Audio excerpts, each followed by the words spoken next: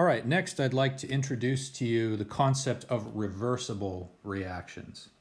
So far we've only seen reactions where we have the reactants and they form the products and the arrow's one way and we have some rate constant for it. So this would be a so-called irreversible reactions. Now in real life, this is always just an approximation. In real life, every reaction is ultimately reversible, where we have the reactants and then they form the products with some sort of rate constant, and maybe we could call this Ka, but then the reaction has the possibility of going backwards with a different rate constant that maybe we could call Kb. And if we have the concentration of one of those components, and in this case, A is the reactant and P is the product. They're changing the symbols on us, but if we're plotting the concentration of the products and reactants, then we get a graph of the sort that you see right there. And so I'm going to write down the rate laws for the reversible reactions, and then I'm also going to write down the solutions, and we'll consider a couple of things about reversible reactions. So for a reversible reaction of the sort I showed you up there, there's going to be a rate of the formation of A, and A is going to be formed from B with a rate constant Kb. So we're going to have positive Kb times the concentration of B, but then A is also going to be unformed depending on the amount of A that there is in the system. So it's going to be minus rate constant of A times concentration of A. So again, we see that pattern for how we write the rate laws. We need to consider the reactants and whether they are forming the component or unforming the component, and then we put in the appropriate rate law. Similarly, the concentration of B is going to be changing with time. And since B is formed from A, we're going to write down rate constant in that direction times the concentration of A, and then B is unforming, so as you can see it's something of the opposite of the expression that we have right up over there. So now I'm going to write down the solution to these particular rate laws. The concentration of A at any given moment is going to be the starting concentration of A multiplied times a fraction where we've got rate constant in the backwards direction, rate constant in the forwards direction, times e to the negative Ka plus Kb times T. And again, I'm just writing down these solutions because you would need to have a background in differential equations in order to actually solve these rate laws.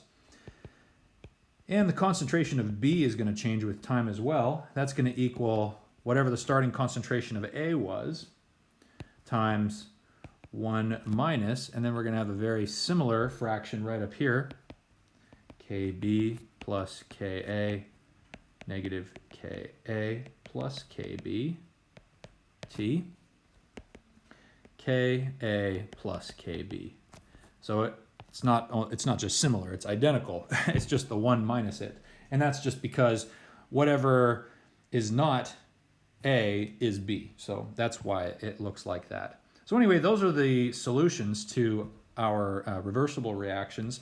But now I want to consider the situation, what if we wait a very long amount of time? So the limit of time going to infinity.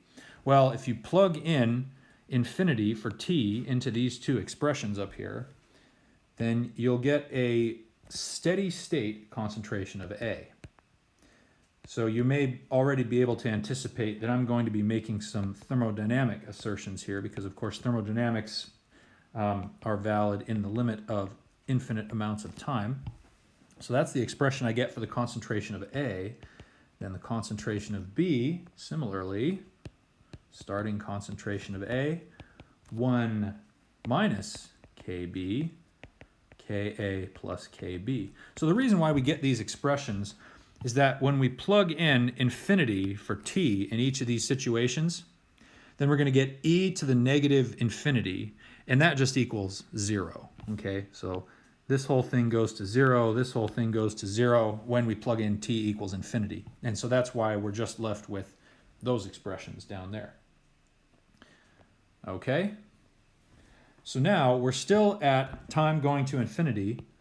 We're going to assume that the rate of A formation is going to be 0 because we've reached the steady state. And the same is true of B. So that means we can go back up here to our rate laws right up there and set those two expressions equal to each other and equal to 0. So we can say that 0 is equal to Kb, concentration of B, minus Ka, concentration of A, or just that those two things are equal to each other. Kb, concentration of B, equals Ka, concentration of A. So now I'm just going to rearrange this. By the way, this is still only valid at equilibrium, but the ratio of the two rate constants is going to equal the ratio of the two concentrations in the thermodynamic limit. And this is the equilibrium constant. This is a pretty significant result because this tells us that if we know the rate constants, then we can construct the equilibrium constant from the rate constants of reversible reactions. All right? By the way, the fact that this expression is true, I have it up here at the top of the slide, that's called detailed balance. And chemical systems that are obeying kinetics or thermodynamics are obeying detailed balance. The fact that we can construct the equilibrium constants from the rate constants.